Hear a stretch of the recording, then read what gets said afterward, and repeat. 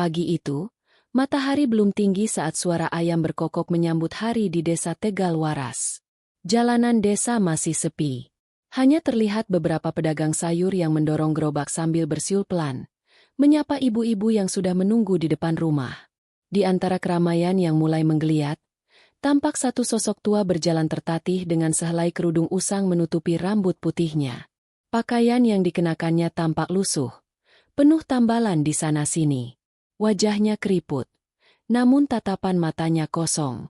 Ia membawa kantong plastik hitam kecil di tangan kanannya, seolah menyimpan sisa makanan atau barang bekas. Beberapa warga mulai memperhatikan. Sosok itu bukan orang yang biasa terlihat di desa mereka. Seorang ibu penjual gorengan berbisik pelan kepada temannya di sebelahnya. "Itu siapa? Ya? Baru lihat aku." Yang lain menjawab sambil mencibir. "Entahlah. Lihat bajunya.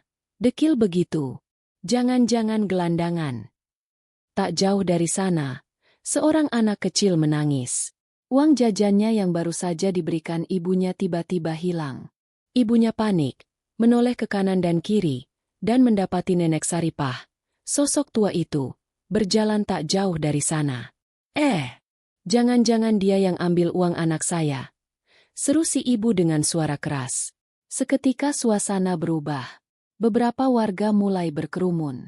Sorotan mata mereka kini tertuju penuh curiga. Mereka mengepung Nenek Saripah yang tampak kebingungan. Bahkan tubuhnya mulai gemetar. "Ngaku, Nek, kamu tadi deketin anak Bu Rini, ya?" bentak seorang pemuda.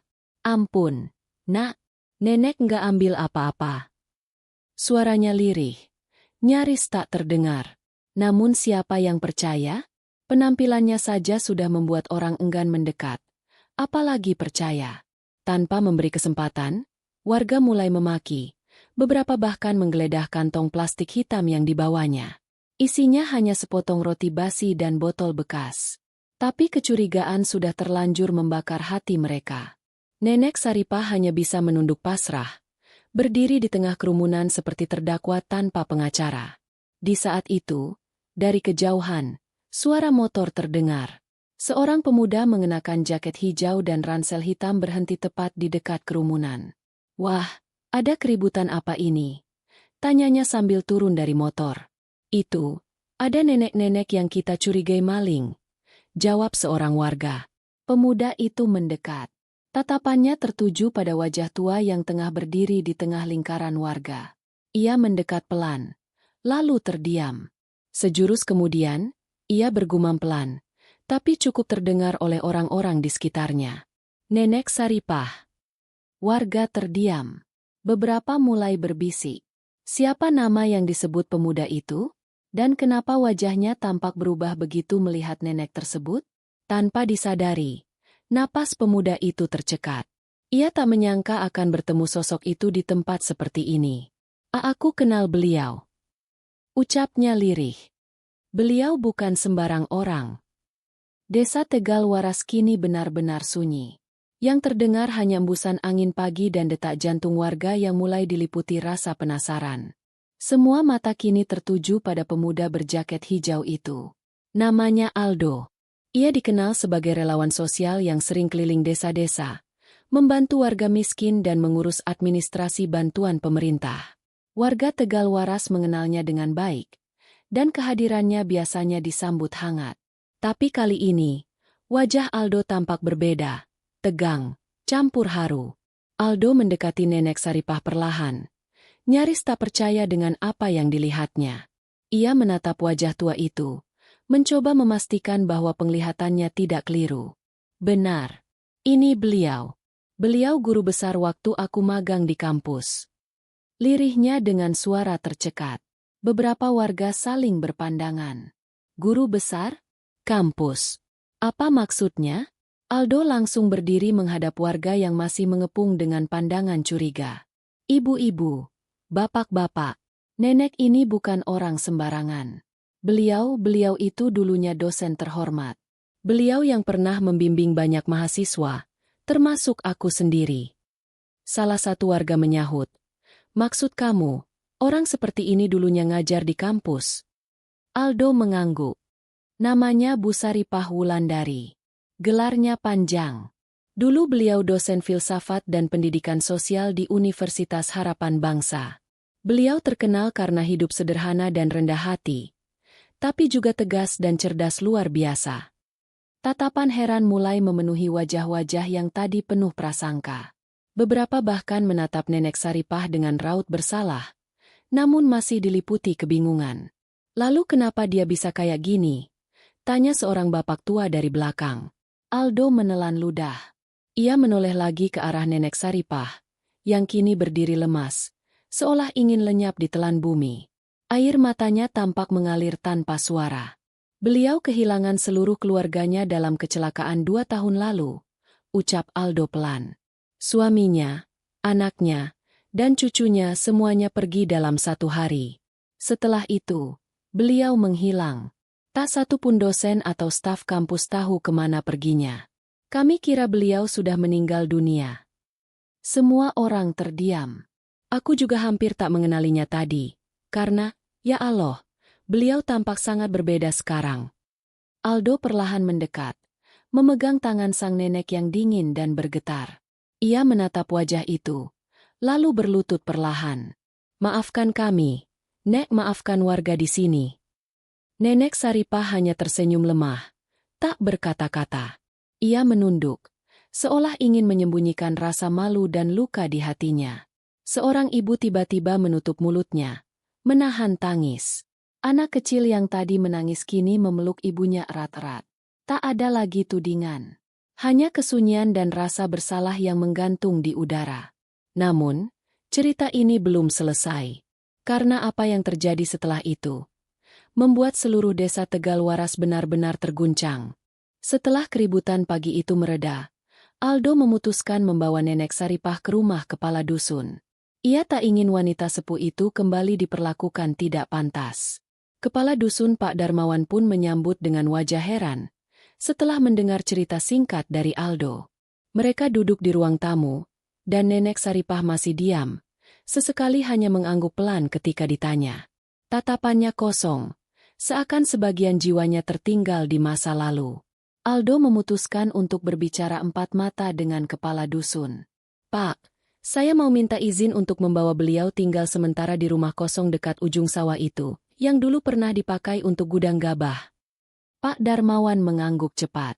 Oh iya, rumah itu udah lama nggak ditempati. Tapi emang kamu yakin mau rawat beliau di sana, Du? Aldo tersenyum tipis. Beliau pernah rawat banyak murid dengan sabar. Sekarang giliran saya yang jaga beliau. Tanpa banyak tanya lagi, Pak Darmawan mengurus kunci rumah tersebut. Sore harinya, Aldo dan Nenek Saripah menempati rumah kecil yang dindingnya sudah mulai berlumut, dengan pintu berderit dan jendela yang nyaris copot. Tapi itu cukup layak untuk berlindung. Malamnya, hujan turun pelan. Angin membawa dingin ke sela-sela papan tua. Di dalam rumah kecil itu, Aldo memasang tikar, menjerang air panas, dan menyuguhkan mie rebus sederhana. Nenek Saripah duduk bersila, menatap api kecil dari lilin di sudut ruangan. Kenapa nenek pergi jauh dari semua orang? Tanya Aldo perlahan, penuh rasa ingin tahu. Suara Nenek Saripah lirih, namun jelas. Setelah semuanya pergi, tak ada lagi alasan untuk tinggal di rumah itu. Harta hanya mengingatkan aku pada mereka. Setiap dinding, setiap lemari, semuanya penuh kenangan. Aku lelah menangis. Aku hanya ingin sendiri. Aldo menunduk. Hatinya tercekat mendengar itu. Tapi kenapa harus di jalanan, Nek? Di sini, hidup seperti ini. Air mata mengalir lagi dari mata Nenek Saripah. Aku ingin tahu rasanya menjadi orang yang tak dipandang. Menjadi orang yang tak punya apa-apa. Seumur hidup aku dihormati karena jabatan, karena status. Tapi ketika semua itu hilang, apakah ada yang masih peduli? Aldo tak bisa menjawab. Kata-kata nenek itu terlalu dalam, terlalu nyata. Namun malam itu, ada seseorang yang diam-diam memperhatikan mereka dari kejauhan. Seorang pria muda dengan topi lusuh, berdiri di balik pepohonan, mengamati rumah kecil itu. Ia melihat Nenek Saripah.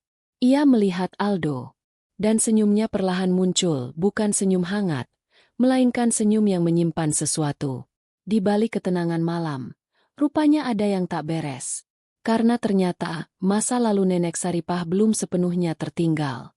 Keesokan harinya, suasana desa Tegal Waras kembali tenang. Namun bisik-bisik tentang Nenek Saripah masih beredar di warung, di ladang, hingga ke gang sempit perumahan warga. Banyak yang masih tidak percaya bahwa wanita tua yang sempat mereka tuduh itu pernah menjadi sosok terhormat. Aldo mengantar Nenek Saripah berkeliling desa.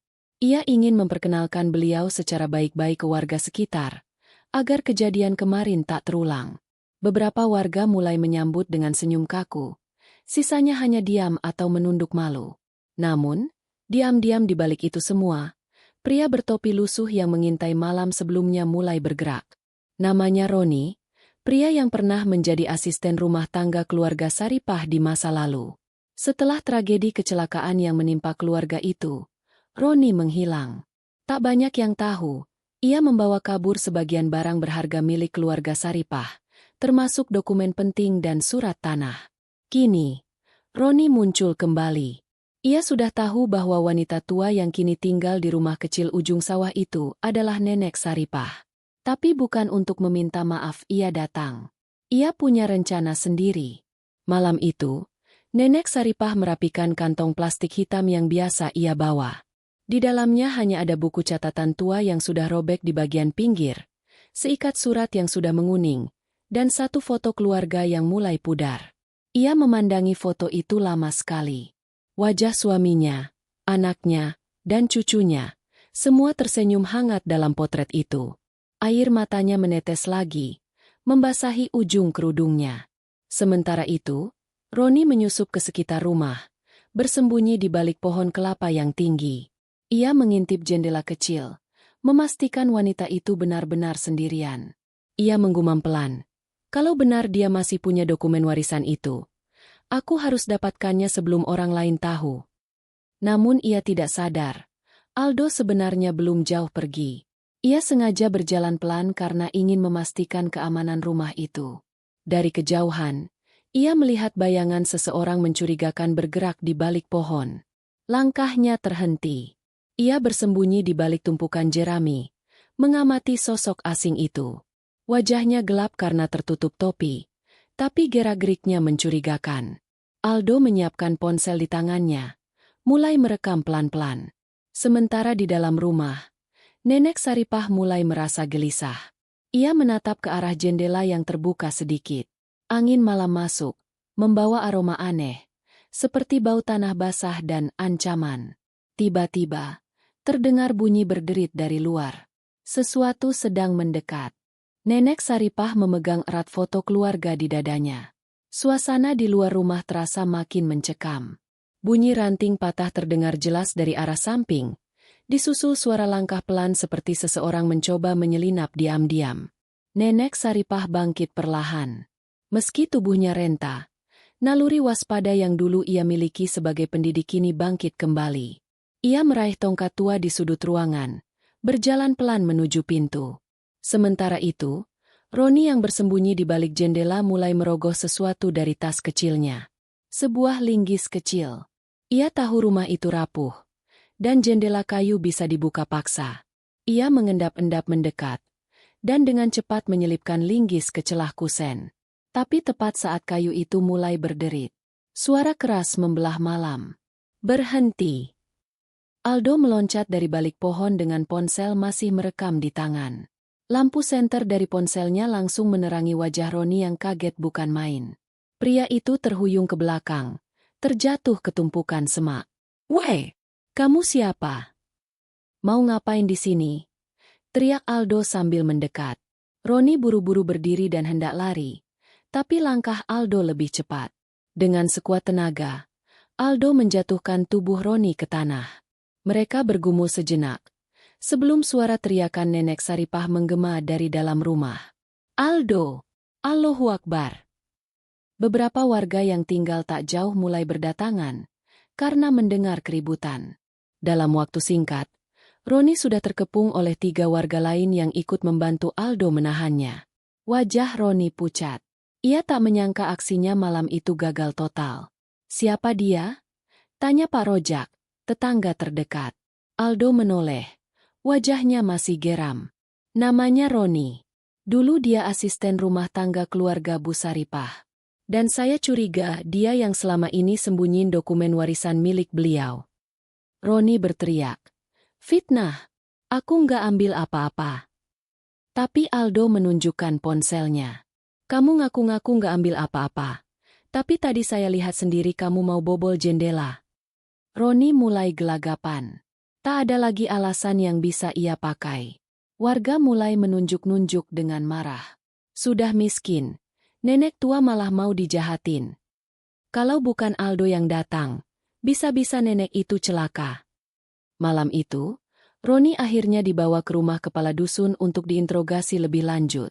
Aldo tetap mendampingi Nenek Saripah yang kini duduk gemetar. Wajahnya pucat, tapi matanya mulai basah karena haru. Terima kasih, Aldo. Lirihnya pelan. Aldo menunduk, menggenggam tangan nenek itu. Tugas saya belum selesai, Nek. Saya yakin Allah masih punya rencana untuk kehidupan nenek selanjutnya. Namun yang belum diketahui siapapun adalah apa yang sebenarnya disimpan Roni selama 2 tahun terakhir. Dan siapa orang lain yang sebenarnya ada di balik semua ini. Pagi harinya, setelah malam penuh kegaduhan itu, suasana rumah kecil di ujung sawah berubah lebih hangat. Warga yang semula curiga kini mulai berdatangan untuk meminta maaf, membawa makanan, dan menawarkan bantuan kepada Nenek Saripah. Walau masih terlihat rapuh, nenek itu mulai menunjukkan senyum yang tulus. Air mukanya sedikit demi sedikit memancarkan ketenangan yang dulu hilang. Aldo duduk di depan rumah sambil membaca catatan tua milik Nenek Saripah yang ditemukan di dalam kantong plastik hitam. Buku itu berisi tulisan tangan halus, penuh dengan kutipan bijak dan pengingat-pengingat hidup. Namun di halaman tengah, sebuah amplop kecil tergelincir keluar. Aldo memungut amplop itu dengan penasaran. Saat dibuka, ia menemukan kunci kecil berwarna emas tua dan secari kertas lusuh. Di dalam kertas itu tertulis, "Jika aku sudah tidak mampu lagi bicara, bukalah laci terakhir di rumah lama. Kebenaran dan warisan sesungguhnya ada di sana. TTD. Suamiku, Arman Wulandari." Aldo terperanjat. "Nek, ini apa?" tanyanya sambil menunjukkan kunci itu. Nenek Saripah menatap benda kecil itu lama. Matanya berkaca-kaca. Tangannya bergetar saat memegang kunci itu, seolah ia baru saja menyentuh kenangan lama yang terkubur dalam-dalam. Itu kunci laci di kamar kerja almarhum suamiku. Laci yang tak pernah terbuka lagi sejak kecelakaan itu. Rumah itu masih ada. Nenek Saripah mengangguk pelan. Masih. Tapi aku tak pernah ke sana lagi. Tak kuat. Aldo bangkit. Wajahnya serius. Kita harus ke sana sekarang. Nek, kalau benar ini menyimpan bukti atau sesuatu yang penting, kita tak boleh biarkan lebih lama lagi. Tanpa banyak bicara, mereka pun berangkat. Pak Darmawan dan 2 warga lain ikut menemani. Rumah besar itu berada di desa sebelah. Hanya sekitar setengah jam perjalanan dengan sepeda motor. Ketika mereka tiba, rumah itu tampak tak terawat. Catnya mengelupas. Rumput liar menjalar hingga menutupi teras. Tapi begitu Nenek Saripah melangkah ke dalam, semua terasa seperti berhenti sejenak. Ia menatap dinding yang penuh bingkai foto keluarga, lalu menahan tangis saat melihat kursi tua suaminya masih ada di sudut ruang tamu. Aldo langsung menuju kamar kerja yang dimaksud. Di sana, ia menemukan meja kayu besar yang mulai berjamur. 3 laci berjajar di sisi kanan. Laci terakhir terkunci rapat. Dengan tangan yang mantap, Aldo memasukkan kunci itu ke lubang kunci. Klik. Laci itu terbuka.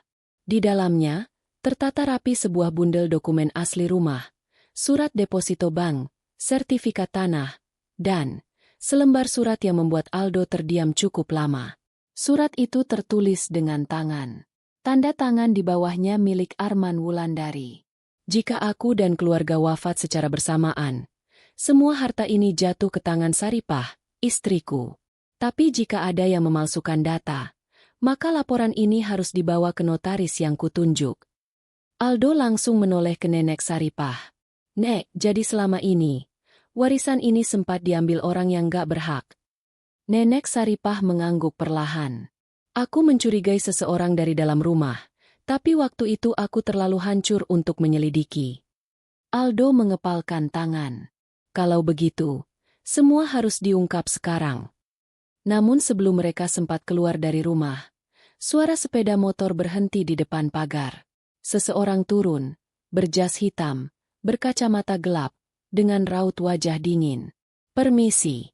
Saya pengacara dari pihak keluarga jauh almarhum. Dan saya punya surat sah atas rumah ini. Aldo berdiri di ambang pintu. Ia tatap pria itu lekat-lekat. Sepertinya cerita ini belum selesai. Aroma rumah tua itu masih kental, bercampur debu dan kenangan yang nyaris lenyap. Tapi suasana mendadak tegang ketika pria berkacamata gelap itu berdiri di ambang pintu, membawa map coklat besar di tangannya. Nama saya Andi Permana. Saya kuasa hukum dari hartawan, sepupu almarhum Pak Arman Wulandari, ucapnya dengan suara datar. Aldo menatap pria itu penuh curiga. Sepupu? Tapi selama ini tak pernah ada kabar dari siapapun. Andi membuka mapnya dan mengeluarkan selembar fotokopi surat yang mengklaim bahwa rumah dan aset milik keluarga Saripah telah dihibahkan pada hartawan, karena dianggap sebagai ahli waris satu-satunya. Ini salinan dokumen yang sudah disahkan notaris. Kami akan segera mengambil alih rumah ini, lanjutnya tenang. Namun Nenek Saripah menggeleng keras. Itu bohong. Suamiku tidak pernah membuat surat seperti itu. Andi tetap tersenyum. Semua akan diputuskan di pengadilan. Dan tentu saja, jika tidak ada bukti sah atau saksi yang bisa mendukung klaim ibu, maka... Belum selesai ia bicara, Aldo mengeluarkan dokumen asli yang tadi mereka temukan dari laci. Kalau begitu, ini saatnya memperlihatkan kebenaran. Ia serahkan surat asli beserta kunci laci dan catatan tangan Pak Arman kepada Andi. Andi terlihat terkejut. Ia membuka lembar demi lembar, dan wajahnya mulai berubah. Warga yang ikut datang ke rumah tua itu menatap penasaran. Saya belum pernah melihat dokumen ini, gumam Andi gugup. Aldo tersenyum sinis. Tentu saja. Karena dokumen yang kamu bawa, kemungkinan besar palsu. Situasi makin panas. Namun perdebatan itu terhenti saat seorang lelaki tua masuk dari arah belakang rumah. Langkahnya pelan, tapi sorot matanya tajam. Ia mengenakan peci hitam, baju koko kusam, dan membawa tongkat kayu bengkok. Warga yang melihat langsung berbisik. Itu kan Pak Haji Malik, dulunya notaris desa yang sudah lama hilang kabar. Pak Malik membuka suara. Saya tahu, semua pasti kaget lihat saya. Tapi saya datang hari ini, karena saya saksi asli pembuatan surat wasiat Pak Arman. Andi terdiam membatu. Nenek Saripah langsung meneteskan air mata. Ia mengenali suara itu, sosok yang dulu sangat dipercaya oleh suaminya. Pak Malik mengeluarkan salinan surat dari tas kulitnya, kertas tua yang masih terjaga rapi. Ini salinan sah, dengan tanda tangan Pak Arman dan saya sendiri sebagai notaris. Tidak pernah ada hibah untuk hartawan. Semua harta jatuh ke tangan istri sah, Bu Saripah. Warga langsung bersorak kecil, membuktikan bahwa apa yang dikatakan Nenek Saripah selama ini benar adanya. Sementara itu, Andi mulai gelisah. Ia berusaha menyembunyikan kertas-kertas palsunya, tapi Aldo dan warga sudah merekam semuanya. Pak Andi, saya sarankanmu segera keluar dari sini sebelum warga benar-benar kehilangan sabar, ucap Aldo tegas. Pengacara itu pun akhirnya pergi tanpa kata-kata. Langkahnya tergesa dan wajahnya pucat pasi. Hari itu, suasana berubah. Tak hanya Nenek Saripah yang dibela, tapi kehormatan dan kebenaran pun mulai terkuak kembali. Namun di balik keberhasilan itu, ada satu bayangan yang belum terjawab. Kemana sebenarnya hartawan? Dan bagaimana ia bisa membuat surat palsu itu?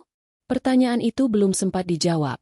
Saat malam harinya, seseorang misterius menyelinap ke rumah tua dan meninggalkan secari kertas di bawah pintu. Kertas itu bertuliskan, "Permainan belum selesai. Aku akan ambil semuanya, apapun caranya." Kertas ancaman itu mengguncang hati Nenek Saripah. Malam itu, ia tidak bisa tidur.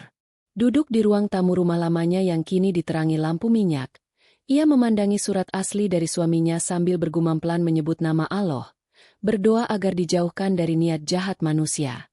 Aldo, yang masih berjaga di luar bersama Pak Rojak, langsung waspada. Ancaman itu jelas datang dari hartawan. Lelaki tamak itu rupanya belum menyerah. Keesokan harinya, Aldo dan warga membawa semua dokumen yang ditemukan ke kantor desa. Mereka juga menyerahkan salinan video rekaman pengakuan Pak Malik, notaris tua yang menjadi saksi kunci. Lurah desa, Pak Hussein, memandangi dokumen itu satu persatu. Ia menatap Nenek Saripah lama, lalu berdiri dan memberi hormat kecil. Bu Saripah, saya minta maaf. Selama ini kami terlalu cepat percaya pada omongan hartawan. Padahal ibu adalah istri sah, dan semua hak itu memang milik ibu. Nenek Saripah menunduk pelan. Allah Maha membalas. Pak, saya hanya ingin tenang menjalani sisa hidup saya. Tak lama kemudian, kabar tersebarnya kebenaran ini menjadi buah bibir di kampung dan desa sekitar. Semua orang yang dulu menghina dan mencaci, kini datang satu persatu. Mereka membawa permintaan maaf, makanan, bahkan menawarkan bantuan merenovasi rumah lama Nenek Saripah yang nyaris roboh. Tapi Aldo tahu, belum semuanya selesai. Ia mulai menyelidiki hartawan, yang disebut-sebut kini tinggal di kota. Dari informasi yang ia dapat, hartawan ternyata pernah terlibat dalam beberapa kasus pemalsuan dokumen dan sedang dalam pengawasan pihak berwajib. Dengan bantuan rekaman video dan saksi-saksi, Aldo akhirnya melaporkan semuanya ke kepolisian.